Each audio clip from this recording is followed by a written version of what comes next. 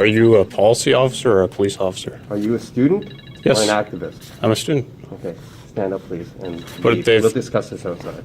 No. So under section 2 sub 3 sub C of the Trespass Act, you have been directed either orally or in writing by an occupier of premises or an authorized person to leave the premises. And if you do not enter, we have the ability to remove you. So right now you're under arrest for trespassing. Oh. Okay. You've got the UK dropping the vax pass and the face covering mandates. Sweden is following behind. Much of the US has. Meanwhile, in Canada, we are still arresting people for not wearing masks. In today's report, you're going to meet Leo Hendricks, who was arrested in class, in college. He's a business student, or should I say was a business student, until he was dragged out by 3 officers for not wearing a mask. You're not going to want to miss this report. Drea, Humphrey here, standing in front of the Anvil Center, which is an extension of Douglas College in New Westminster. Just recently, one of their business students, who says he's exempt from wearing a mask, was arrested for not doing so. It's quite a story. We're going to talk to him. My understanding is there's other students who, because of these mandates, have also been put out when it comes to simply gaining an education. Before we jump to some of the protesters and speaking to the students, I want you to know that if you're tired of some of the mandates and restrictions you're seeing, there is a way that you can fight back. If you go to our special website called fightvaccinepassports.com, there you can donate towards the legal expenses for the slew of lawyers who have been working around the clock to challenge vaccine passports, including in the province of British Columbia, as well as many no jab, no pay policies. Again, that's fightvaccinepassports.com. We partnered with the Democracy Fund charity, so everything you donate there, it does not go to Rebel News. It goes to the charity, and you actually get some of that money back during tax time. Canada needs your support, and we appreciate it. You're going to have to leave the property. We had this conversation last week. Well, what's your name, badge, and bill number? Yeah, you know me from just last week. I don't have your name. 341. I don't need to give you my name. Yes, you do. My badge number is 341. That's all I'm required to provide you. You're required to give your name That's also. fine. What's your name, badge, and bill number? Stand up, please. 207. All right. I need you to leave the premises now. I'm not going to explain to you again because I just spoke to you last What week. law am I breaking? You're trespassing. What article of the Trespass Act have I breached? This is private property. It's public property. Security. No, it's not. It's private property. It's a public want you school. removed. So you're in breach of trespassing, and I'm required to remove you. You No. don't have to wear a mask if you don't want to, but right now the current provincial health order requires you to wear a mask.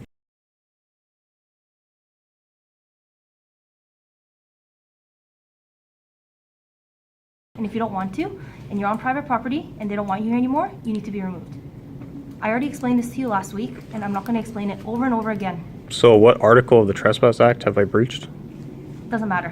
Can you Under the pl- Trespass Act, you want me to give you the exact article number? I Yes. can give it to you. And we'll do that outside. Yeah.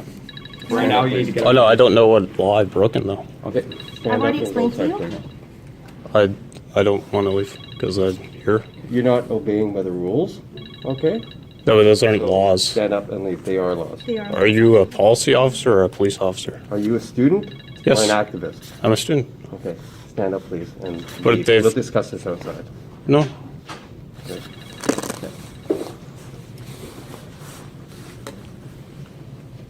What do you do? I'm gonna videotape you. Okay. So under section 2 sub 3 sub C of the Trespass Act, you have been directed either orally or in writing by an occupier of premises or an authorized person to leave the premises. And if you do not enter, we have the ability to remove you. So right now you're under arrest for trespassing. Oh. Okay.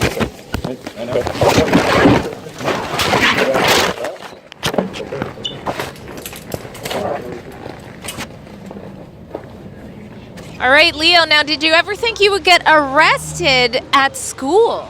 I sort of suspected it, because of the mask mandates and all that, yeah. Right, and I noticed in the video the officer said she already spoke to you last week. So why don't you start there? Tell us a little bit about what had happened the week earlier. Well, I wasn't wearing a mask when I went towards my classes, and some teachers basically called security on me, security called the police. There's a video of me like talking with them, and then basically they intimidated me into leaving campus because they said they'd arrest me under trespassing otherwise. So then next week was when they actually arrested me, and that was last Wednesday. Yeah. And so what have you been saying in school when you're not wearing masks? Are you exempt, or are you just saying I don't have to wear one? What's the lingo there?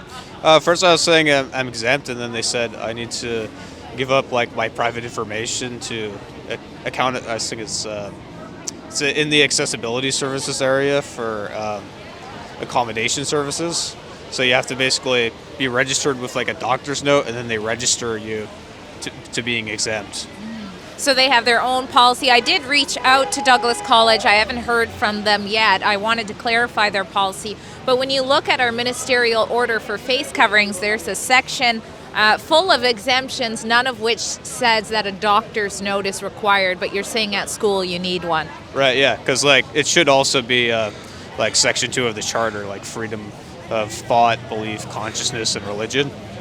But they're only doing it under medical exemptions. So we showed the clips of the video. They come a second time, and you're not putting your mask on, and they arrest you. What happened after that, after the camera went off? Well, they didn't read me my rights until like way later when I got down to the street level at the police car. But in the elevator, they were like getting mad at me. I was like, "Aren't you going to read my rights?" They're like, "You know your rights. You have the right to remain silent." And they were like really aggressive. They were also a bit rough with me when they handcuffed me. But anyways, when I got to the car, they put me in, they drive me to the police station, and they actually changed the charges from causing a disturbance and mischief. So now it's mischief? Yeah, now it's mischief and causing a disturbance. And what was it before?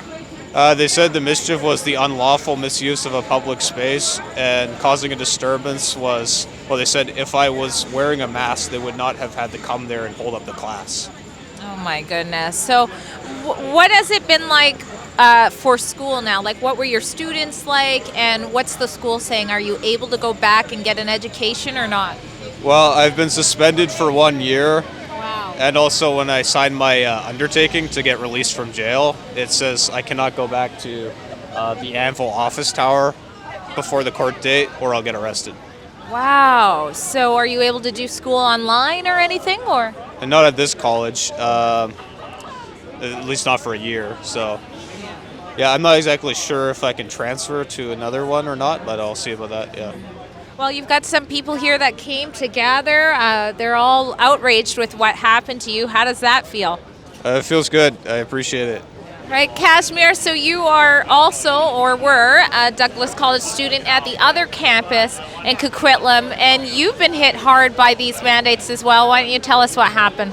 Yeah, so I was accepted into second year nursing, and I submitted my seat deposit, and I was ready to go, and then in, I guess it was October, November time, they announced that the 2 doses were required, and that they'd be required to for you to attend like clinicals and stuff, and so you had to have them by like I think it was like December 7th or something like that. And so I have a medical exemption, and so I submitted my medical exemption to all the faculty of the nursing program, and it was denied. They told me I had to submit a government document where they had like checklists for, basically it was their own criteria for what qualifies as a medical exemption in their eyes, right? So mine doesn't fall under any of those categories because they're so, they're not broad at all. I know people who have died from this shit because of people And I know people that have died from the vaccine. My daughter, my daughter just How got is this the freedom? Sorry, How is this freedom? Okay, it's freedom because Freedom from what? Look it. No, the what are you not tyranny- free to that- do? If you allow me to speak, look, I know you're angry, and I get that. And you know what? I'm here in peace. Look, I love people. I even love Then you. why do you want them to die? I don't want them to die. So Renee, Kashmir is actually your daughter. How does it feel? You're probably so excited. My daughter's going to nursing school, and then boom, this mandate comes and her career's on hold. Well, I guess the first reaction was disbelief because they themselves, our healthcare officers and our politicians, says, "Oh no, we would never mandate this." So I feel betrayed. I feel dishonored and discriminated against, and my daughter feels the same way. Like, it's literally broken her heart. It's her hope. It's her future, and to watch your, even though she's in her early 20s, just she hasn't had that kind of tough experience with something happening like that, Yeah. What do you think? I mean, you're interested in nursing. You have a reason that you can't get the vaccine. You have a doctor who knows you and says, yep, that's a valid reason. And now you're having to go to the government. What is that? How does that read to you as someone who was interested in nursing? I mean, it's really disheartening, that so I'm also a care aide. I'm a certified care aide. And, part of our code of ethics is to, respect bodily autonomy, which is, I can't believe that it's just it's over people's heads these days. And, it's so disheartening that so many people working in the healthcare system at the moment are just not even paying attention to any of it.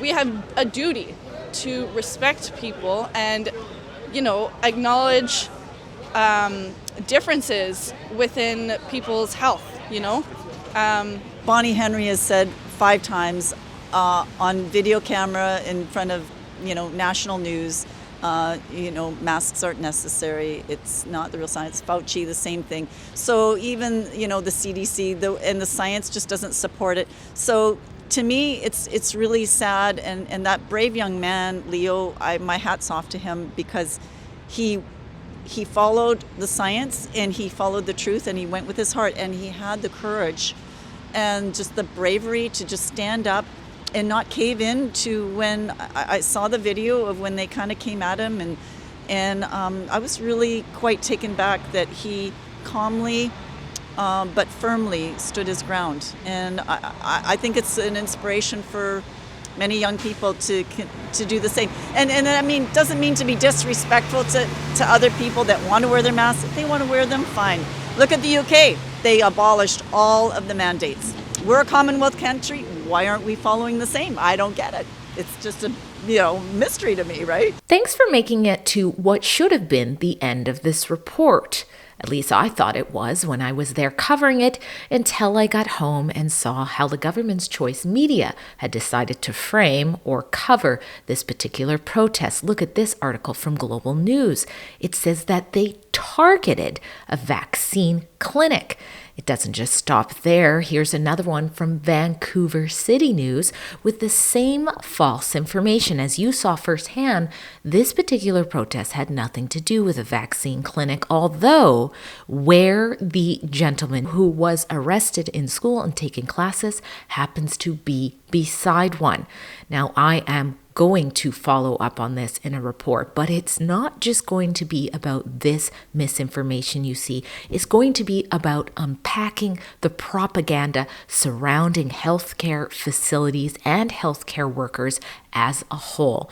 You're not going to want to miss it. So if you haven't done so already, you want to make sure you've given us your email and your text message, if that's the best way to reach you, or your cell phone at rebelnews.com. Now, I've been following this, believe it or not, for months, the misinformation that not only news outlets are using, but also politicians. They're actually starting to shape some of our laws in British Columbia. So it's a very important investigation. If you want to help me continue to dissect that so that I can give you the information you deserve to know, please consider donating towards my investigation at rebelinvestigates.com.